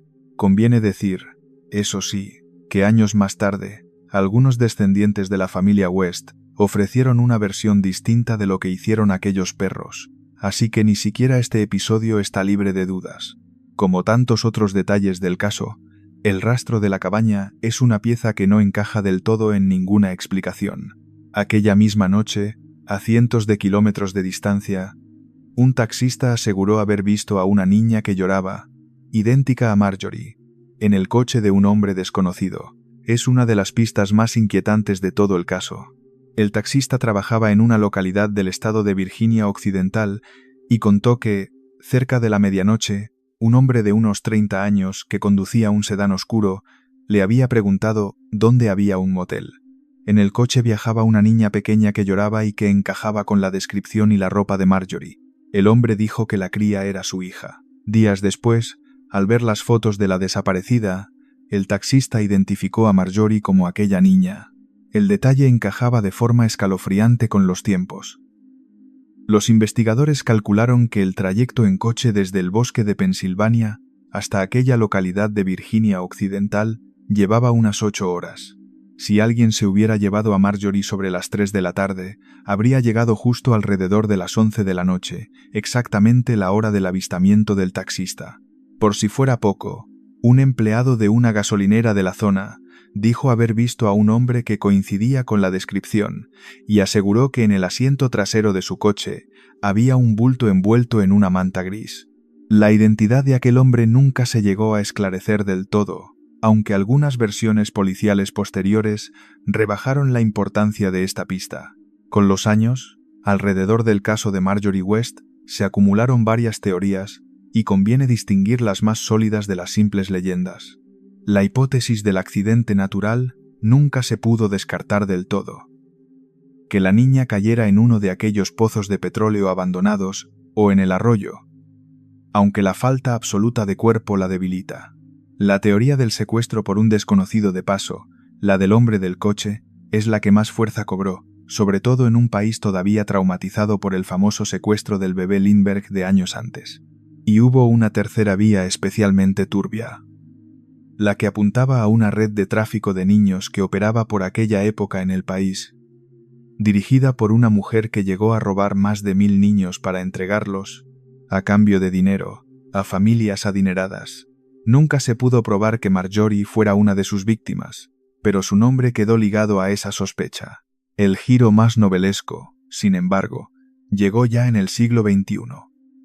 Un editor local que investigaba el caso aseguró haber sido contactado por una anciana que le hizo una revelación extraordinaria.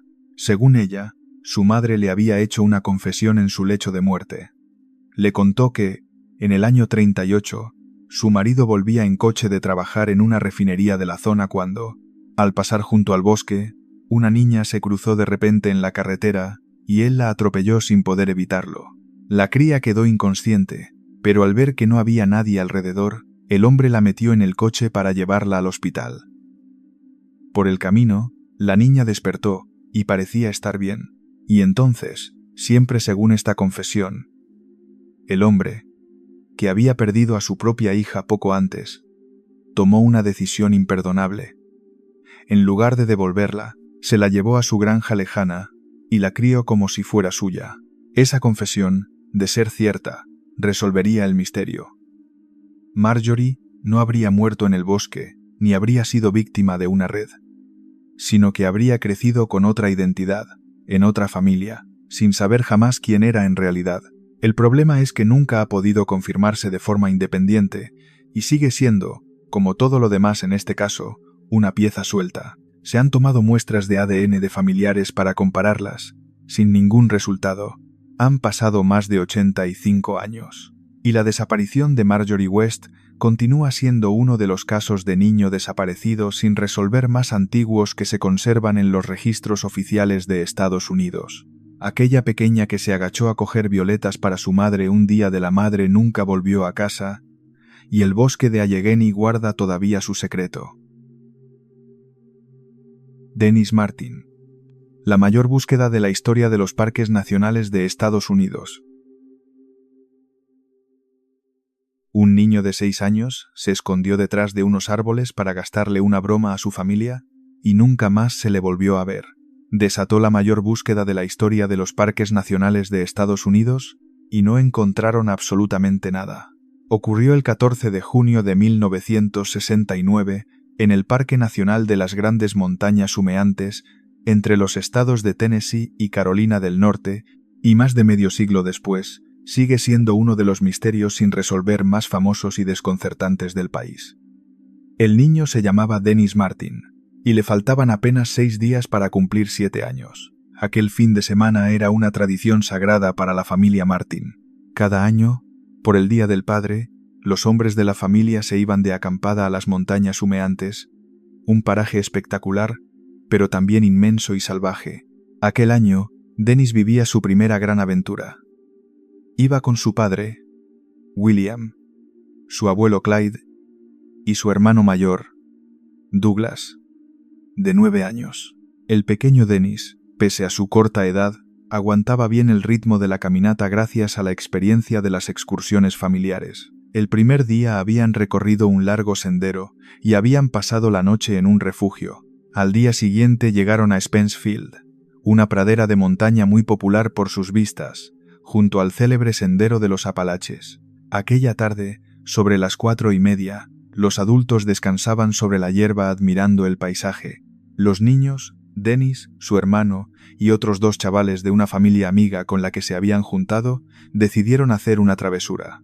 El plan era sencillo e inocente. Los otros niños se esconderían juntos, y el pequeño Dennis daría un rodeo para aparecer por otro lado y sorprender a los mayores. Su padre lo vio alejarse hacia los árboles con su camiseta roja, sus pantalones cortos verdes y sus zapatos bajos. No había nada extraño en ello. El bosque cercano parecía bastante familiar, y esperaban verlo reaparecer en cuestión de minutos. Pero eso nunca sucedió.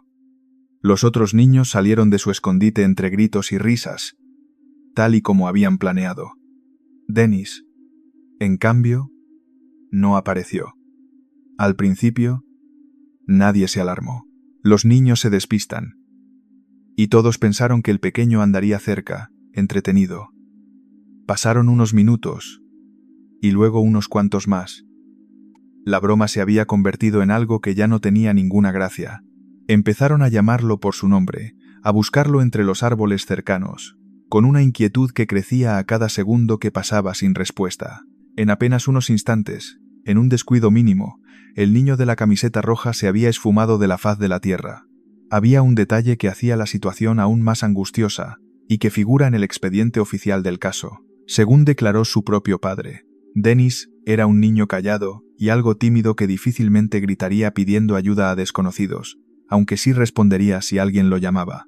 Además, el pequeño iba un poco retrasado en su desarrollo respecto a los niños de su edad. Todo esto pintaba un panorama terrible. Un niño pequeño, vulnerable y poco dado a llamar la atención, perdido en una de las zonas montañosas más extensas y difíciles del este de Estados Unidos, con la noche a punto de caer. La familia, desesperada, dio la voz de alarma, sin imaginar que estaba a punto de comenzar una búsqueda de proporciones históricas. Aquella primera noche fue crítica, y varios factores jugaron en contra desde el principio. El abuelo de Dennis tuvo que bajar a pie durante horas por un sendero de montaña para avisar a los guardas del parque, que no recibieron el aviso hasta bien entrada la noche. Para colmo, poco después de la desaparición, empezó a llover con fuerza sobre la zona, y los arroyos, ya de por sí caudalosos, bajaban turbulentos. Aquella lluvia, además de dificultar la búsqueda, borró el rastro de olor que el niño podría haber dejado. Un detalle que más tarde se señalaría como uno de los grandes errores del operativo, porque tardaron demasiado en usar perros rastreadores. Los primeros guardas y los propios familiares rastrearon los alrededores del lugar donde Dennis había sido visto por última vez durante toda la noche, bajo la lluvia, sin descanso y sin resultado.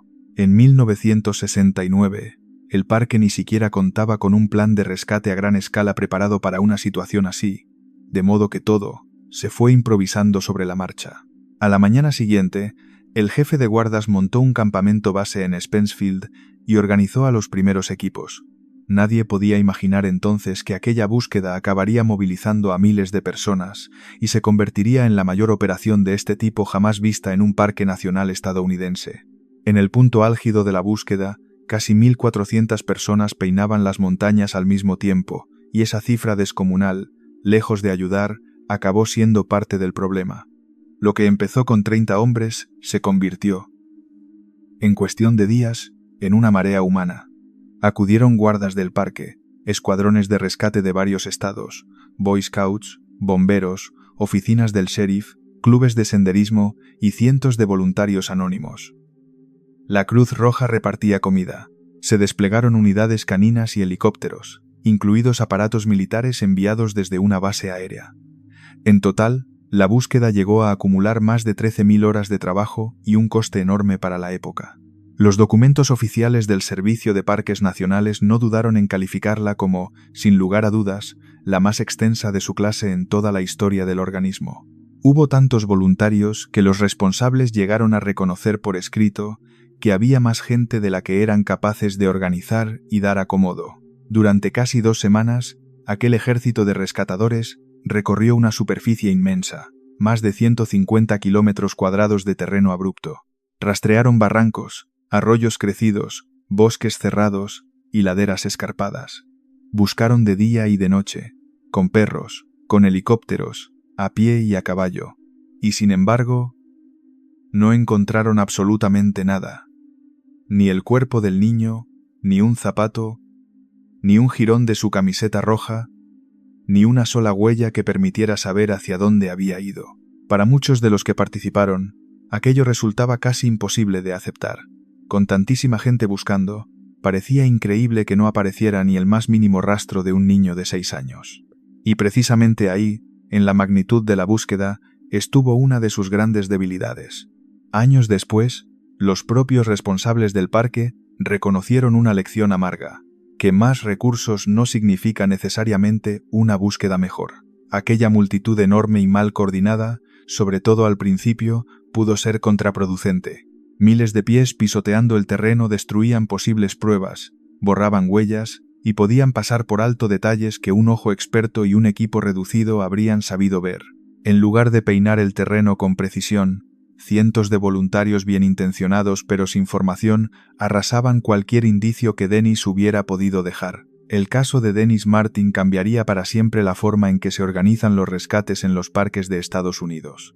En medio de aquel caos surgió el testimonio más inquietante de todo el caso, uno que abriría la puerta a las teorías más oscuras. Aquella misma tarde, a varios kilómetros del lugar donde Dennis desapareció, una familia de turistas dijo haber oído un grito espantoso, un alarido que uno de ellos describió como enorme y escalofriante. Poco después, según su relato, vieron a un hombre de aspecto desaliñado, greñudo y tosco, que subía a toda prisa por el sendero desde la zona de la que había venido aquel grito.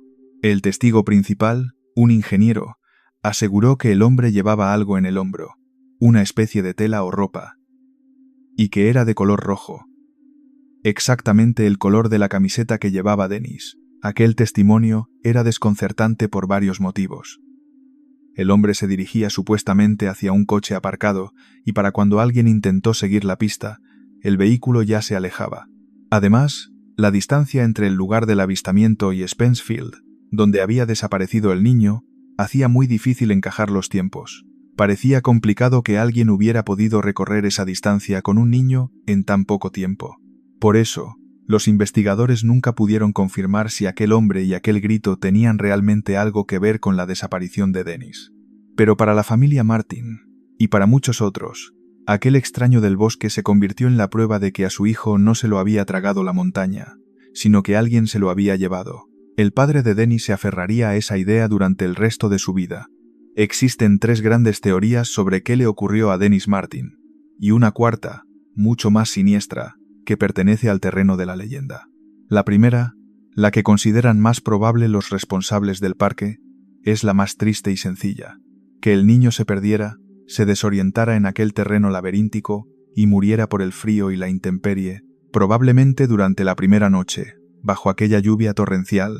En un paraje tan vasto y accidentado, un cuerpo pequeño puede quedar oculto para siempre en un barranco, cubierto por la maleza o arrastrado por un arroyo crecido, sin que ni siquiera miles de personas lleguen a dar con él. Los estudios sobre niños perdidos en la naturaleza demuestran, además, que los más pequeños no se comportan como un adulto. No buscan caminos ni claros, sino que tienden a meterse en los sitios más recónditos y difíciles, exactamente donde más cuesta encontrarlos. La segunda teoría apunta a los animales del parque. Las montañas humeantes están habitadas por osos negros y por jabalíes salvajes, y algunos plantearon que uno de estos animales pudiera haber atacado al niño y arrastrado sus restos lejos, lo que explicaría que no se encontrara nada. Sin embargo, los expertos en fauna señalan que sería muy raro que un oso o cualquier otro animal atacara a un niño sin dejar absolutamente ningún rastro, ni sangre, ni ropa, ni indicio alguno. La tercera teoría es la del secuestro, la que defendía la familia. Según ella, alguien se llevó a Dennis del parque, y aquí es donde encaja el testimonio del hombre desaliñado que huía con algo rojo al hombro.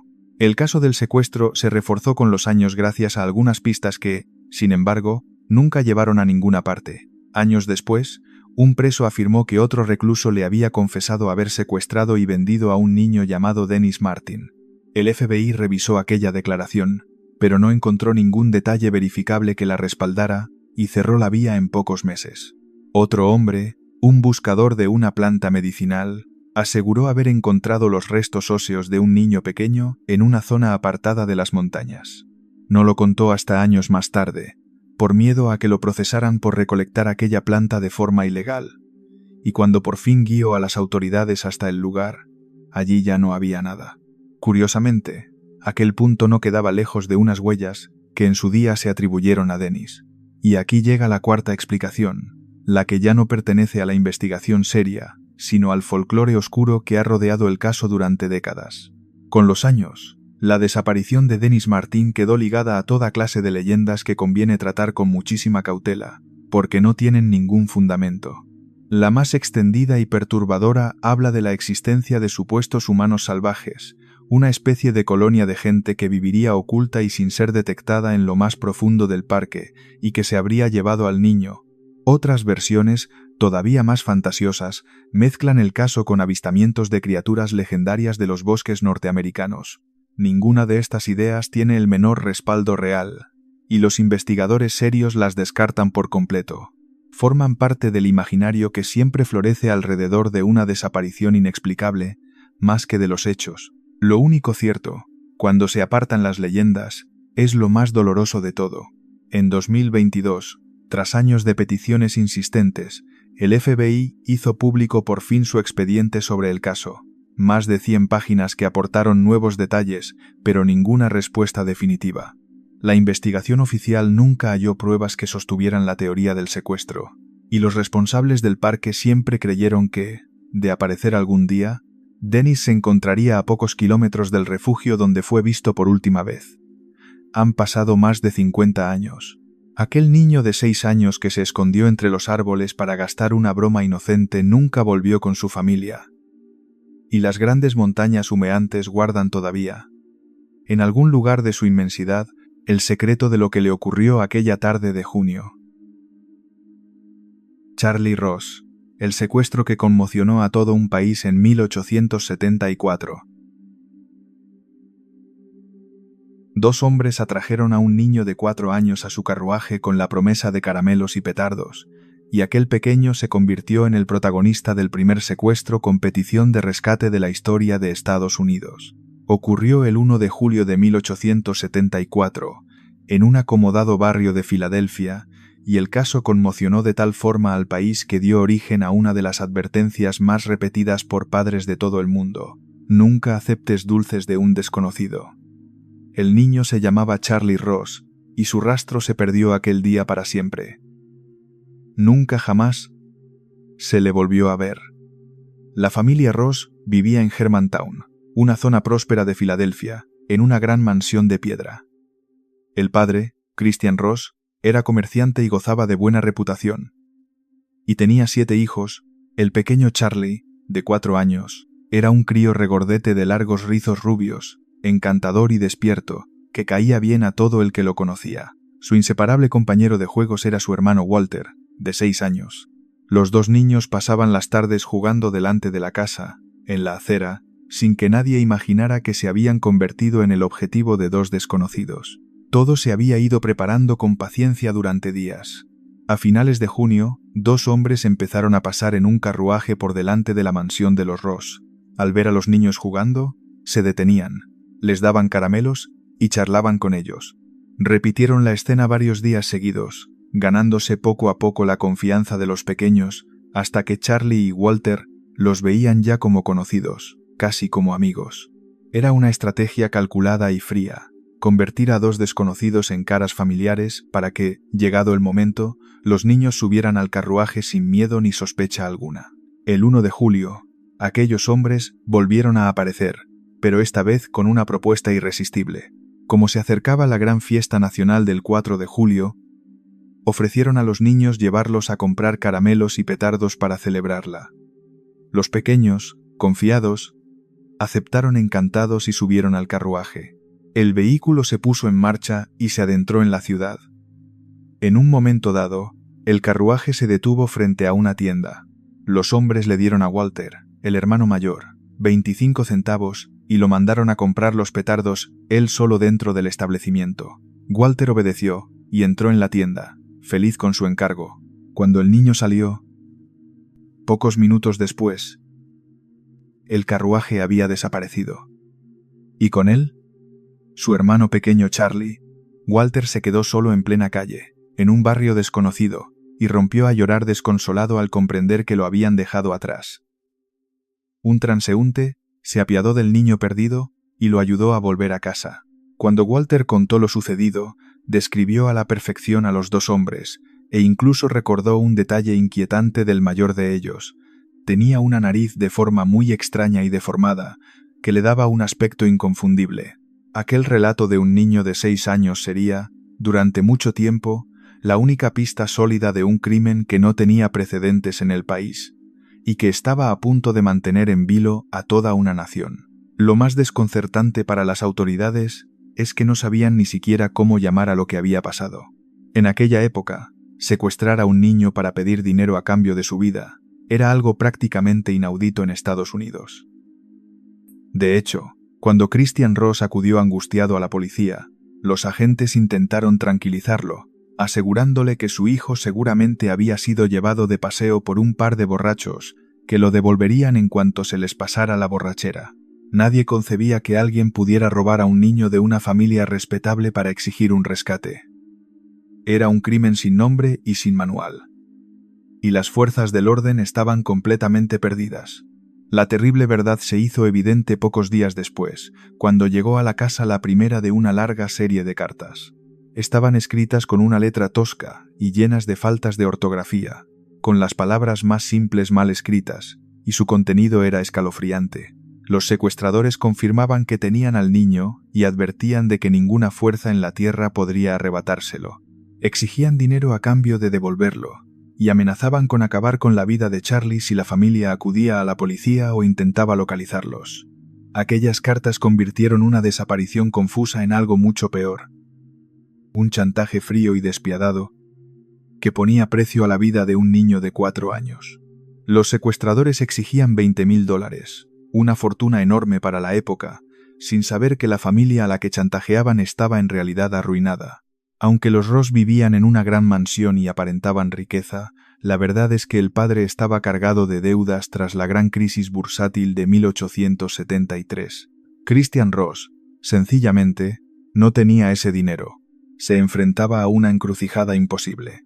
Los criminales le pedían una suma que no podía reunir a cambio de la vida de su hijo, y le advertían de que, si acudía a la policía, matarían al niño. Al final, viéndose sin salida, tomó la difícil decisión de recurrir a las autoridades.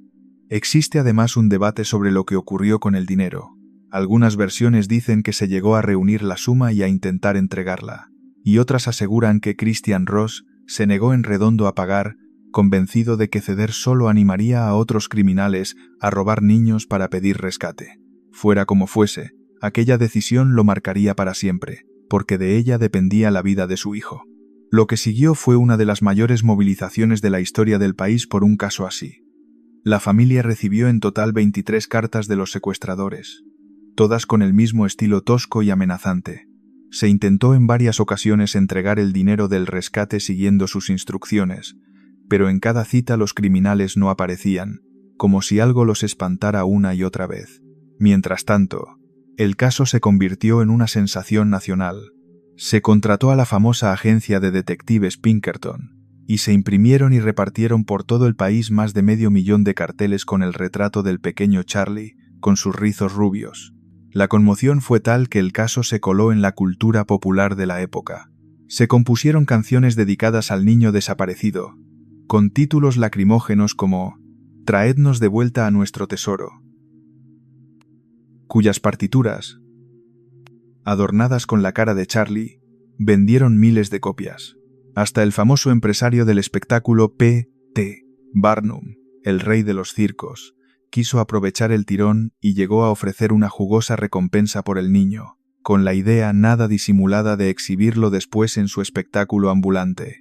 De todos los rincones de Estados Unidos empezaron a llegar supuestos avistamientos de Charlie, junto a miles de pistas inútiles y consejos disparatados de espiritistas, astrólogos y adivinos de toda clase. El caso permaneció estancado durante meses, hasta que un giro inesperado y violento lo cambió todo. En diciembre de 1874, 5 meses después del secuestro, 2 ladrones intentaron robar en una vivienda del barrio de Brooklyn, en Nueva York. El dueño de la casa y varios vecinos armados los sorprendieron infraganti y se desató un tiroteo. Los 2 ladrones cayeron abatidos. Uno de ellos murió en el acto. El otro quedó agonizante, con apenas unas horas de vida. Y fue entonces, en su lecho de muerte, cuando aquel hombre hizo una confesión que dejó a todos petrificados. El moribundo confesó que él y su compañero muerto eran los secuestradores de Charlie Ross. Los 2 ladrones se llamaban Joseph Douglas y William Mosher, y este último encajaba con una pista clave. Tenía la nariz deformada, aquella nariz de mono que el pequeño Walter había descrito meses atrás. La coincidencia era demasiado precisa para ser casualidad. Además, la investigación había atado otro cabo. En otro intento de secuestro, el de un niño de la riquísima familia Vanderbilt, se había encontrado una nota cuya letra coincidía con la de las cartas de rescate de Charlie. Todo apuntaba, sin lugar a dudas, a que aquellos 2 hombres eran los culpables. Parecía que el misterio por fin se iba a resolver. Pero el confesor añadió una frase demoledora. Dijo que el único que sabía dónde estaba escondido el niño era su compañero, el que acababa de morir en el tiroteo. Con aquella muerte, el secreto del paradero de Charlie Ross se había perdido para siempre, justo cuando la solución parecía estar al alcance de la mano. Durante los siguientes 60 años, cientos de hombres se presentaron ante la familia Ross, asegurando ser el pequeño Charlie, ya crecido. La muerte de los 2 secuestradores en aquel tiroteo de Brooklyn no cerró el caso, sino que lo dejó abierto de la peor manera posible. Se sabía casi con total seguridad quién se había llevado a Charlie, pero seguía sin saberse qué había sido de él. Un tercer hombre, conocido de los secuestradores, fue juzgado, pero apenas había pruebas que lo relacionaran directamente con el crimen. El niño, sencillamente, se había desvanecido, y su rastro nunca apareció. Ante aquel vacío, el caso se convirtió en un imán para impostores y farsantes de toda clase. Con los años, la familia Ross tuvo que investigar y descartar a más de 1000 personas que afirmaban ser Charlie. Algunos eran simples oportunistas que buscaban dinero o fama. Otros eran hombres perturbados que se habían convencido a sí mismos de que ellos eran el niño perdido. El padre Christian Ross gastó una fortuna y dedicó el resto de su vida a seguir cada pista, a entrevistar a cada niño y luego a cada adolescente y a cada adulto que se presentaba diciendo ser su hijo. Escribió incluso un libro sobre el caso con la esperanza de recaudar fondos y mantener viva la búsqueda. Murió en 1897 sin haber encontrado jamás a Charlie. El desfile de impostores se prolongó durante décadas, mucho después de la muerte de los padres. El caso más llamativo llegó en los años 30 del siglo XX, cuando un carpintero de casi 70 años se presentó ante un tribunal de Arizona, asegurando ser el verdadero Charlie Ross. Afirmaba recordar vagamente haber estado retenido en una cueva cuando era niño.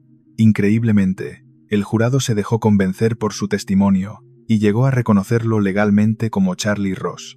El hombre se cambió el nombre y viajó lleno de ilusión hasta Pensilvania para reunirse con la familia. Pero los Ross lo rechazaron de plano, convencidos de que era un impostor más, como todos los anteriores. Aquel episodio resume a la perfección el poder que el caso llegó a tener sobre la imaginación del país. El nombre de Charlie Ross seguía siendo tan conocido que cualquiera podía intentar apropiárselo, y todavía había tribunales dispuestos a creerlo. El hermano mayor, Walter, que llegó a ser corredor de bolsa, contó que él y sus hermanas siguieron recibiendo cartas de hombres que decían ser Charlie hasta bien entrada su vida adulta. Junto a los hechos comprobados, alrededor del caso creció con los años una densa maraña de teorías y leyendas que conviene distinguir de lo documentado. La versión oficial, la del secuestro por los 2 ladrones muertos en Brooklyn, es la que sostienen las pruebas. Se especuló con que Charlie había sido entregado o vendido a una familia que lo crió sin conocer su origen. Se dijo que había muerto poco después del secuestro y que su cuerpo se había ocultado para siempre. Hubo quien, ya en su momento, mezcló el caso con espiritistas y adivinos que aseguraban poder localizar al niño mediante sus poderes. Ninguna de estas versiones llegó jamás a probarse, y la mayoría pertenecen más al terreno del rumor y la fantasía que al de los hechos. Lo único seguro es que Charlie Ross nunca fue encontrado, ni vivo ni muerto, y que su caso dejó una huella imborrable. Fue el primer secuestro con rescate documentado de Estados Unidos, y su impacto fue tan grande que marcó a varias generaciones. De él nació la famosa advertencia que millones de padres repetirían para siempre a sus hijos, la de no aceptar caramelos ni subir al coche de un extraño. La conmoción que generó fue además un freno para otros criminales, y hubo que esperar un cuarto de siglo hasta que se produjera otro secuestro con rescate tan sonado. Más de 150 años después, nadie sabe qué le ocurrió realmente a aquel niño de rizos rubios que un día de verano subió a un carruaje engañado con la promesa de unos caramelos y unos petardos, y jamás regresó a casa. April Fab. Una bicicleta en un campo y ni un solo rastro. Una niña de 13 años salió en bicicleta a llevarle un regalo de cumpleaños a su cuñado y en un intervalo de menos de 10 minutos se esfumó de la faz de la tierra a plena luz del día. Ocurrió el 8 de abril de 1969, en una tranquila zona rural del condado de Norfolk, en el este de Inglaterra, y desató la mayor operación de búsqueda que había vivido el Reino Unido hasta entonces. La niña se llamaba April Fab, y más de medio siglo después, su caso sigue completamente sin resolver. Lo único que quedó de ella fue su bicicleta, tirada en un campo. April era una chica tímida y tranquila de 13 años, a punto de cumplir 14. Vivía con sus padres en un diminuto grupo de casas en la aldea de Meton, un lugar tan pequeño que apenas merecía el nombre de pueblo, en plena campiña del norte de Norfolk. Era una niña de intereses de lo más normales para su edad. Le encantaban los animales, sobre todo, el perro de la familia. Coleccionaba sellos, cosía su propia ropa con notable talento, y era fan de un grupo de música de moda cuyos pósteres tenía colgados en la pared de su habitación. Aquel día, en plena semana de vacaciones de Pascua, hacía un tiempo espléndido y soleado. El plan de April era sencillo y de lo más cotidiano. Su hermana mayor, Pamela, vivía en Rawton, un pueblo cercano a unos 3 kilómetros de casa. April quería llevarle a su cuñado un regalo por su cumpleaños. Un paquete de 10 cigarrillos, envuelto con cuidado en un pañuelo dentro de una bolsa de papel. Era un trayecto corto y familiar, un recorrido en bicicleta que había hecho muchas veces y que no preocupaba lo más mínimo ni a ella ni a su madre. Sobre la 1:40 de la tarde, April se subió a su bicicleta azul y blanca y salió de casa pedaleando por las tranquilas carreteras rurales, con sus cigarrillos, unas pocas monedas y un pañuelo en la cesta. Poco después de salir, April hizo una parada de lo más inocente. Se encontró con 2 amigas que jugaban con un burro en un campo cercano a una granja, y se detuvo unos 10 minutos a acariciar al animal, algo muy propio de su carácter amante de los animales. Luego se despidió de sus amigas diciéndoles que seguía camino de casa de su hermana y volvió a montarse en la bicicleta. Poco después de las 2 de la tarde, un empleado de aquella granja la vio pedaleando por la carretera en dirección a Rawton. Aquella fue la última vez que alguien vio con vida a April Fab. A partir de ese instante, el rastro de la niña se corta de golpe. Lo que hace este caso tan desconcertante es la brevísima ventana de tiempo en la que ocurrió todo. A las 2:15 de la tarde, apenas unos 9 minutos después de aquel último avistamiento, 3 trabajadores de un servicio de cartografía que pasaban en una furgoneta vieron una bicicleta tirada en un campo junto a la carretera entre Meton y Rawton, a solo unos cientos de metros del punto donde April había sido vista por última vez. La bicicleta, que era la suya, no estaba simplemente caída en el arcén. Había sido arrojada por encima de un talud de casi 2 metros de altura, hacia el interior del campo. April se había desvanecido en menos de 10 minutos, en una carretera rural y despejada, sin que nadie viera absolutamente nada. Aquel detalle de la bicicleta lanzada por encima del talud es uno de los más inquietantes de todo el caso. No era la caída natural de alguien que deja la bici en el suelo, sino algo hecho con fuerza y de forma deliberada, como si alguien hubiera querido esconderla rápidamente de la vista de la carretera. Y sin embargo, en el lugar no había ningún otro indicio. Ni sangre, ni señales de forcejeo, ni huellas, ni marcas de neumáticos que delataran un vehículo. Los cigarrillos, las monedas y el pañuelo seguían intactos en la cesta. Era como si April se hubiera evaporado en el aire, dejando atrás únicamente su bicicleta como único testigo mudo de lo ocurrido.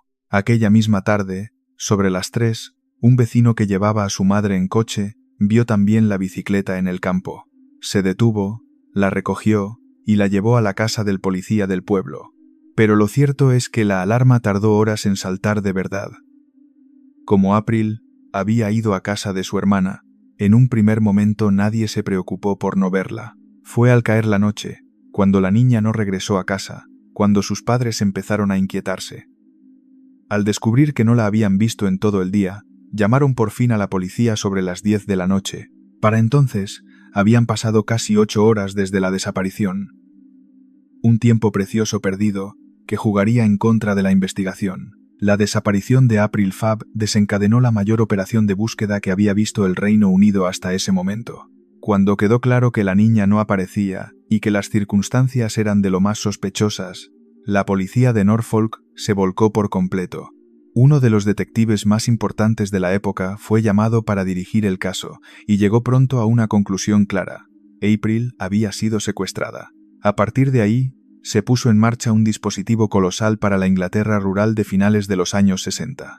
Las cifras del operativo son enormes, sobre todo si se mantienen en el tiempo. A lo largo de la investigación, que nunca se ha cerrado del todo, la policía llegó a registrar unas 400 viviendas, a realizar cientos de entrevistas y a recoger cerca de 2000 declaraciones. Se rastrearon lagos y estanques de la zona. Se colocaron carteles con la foto de April por todas partes y se revisó cualquier lugar donde alguien creyera haberla visto.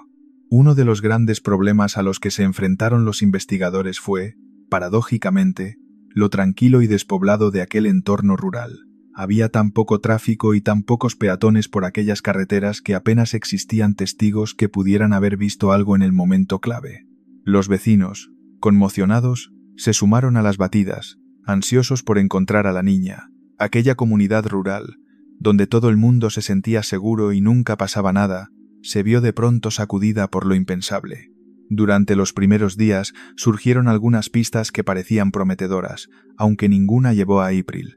Se habló de una furgoneta que varios testigos habían visto circulando a gran velocidad por Meton el día de la desaparición, un detalle que encajaba con la teoría de que alguien se había llevado a la niña en un vehículo en cuestión de segundos. También se encontró en la zona un pañuelo manchado de sangre y bordado con la letra A, la inicial de April, lo que hizo saltar todas las alarmas. Sin embargo, aquellas pistas acabaron sin conducir a ninguna parte, desinflándose una tras otra sin aportar una respuesta. El caso de la furgoneta veloz nunca pudo confirmarse ni identificarse, y el pañuelo ensangrentado tampoco llevó a nada concreto. Con el paso de los años, la investigación no se rindió, y en distintas ocasiones se reactivó con nuevos medios.